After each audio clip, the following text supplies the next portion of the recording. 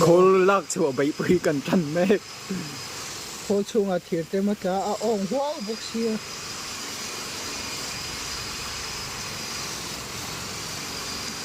áo lệ chụp thấy cái này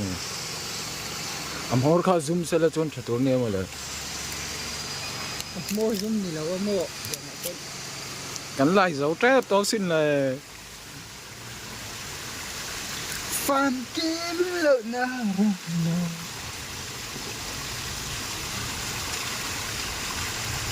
cái camera chụp thì đâu thế này thầy ta nè alo mami còn hồi coi có chẳng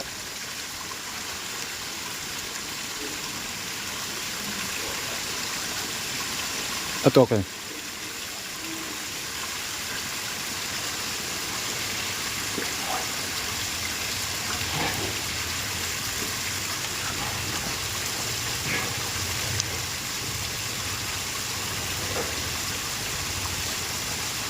khó hơi nhiều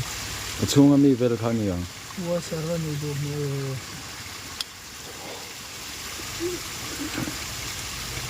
sao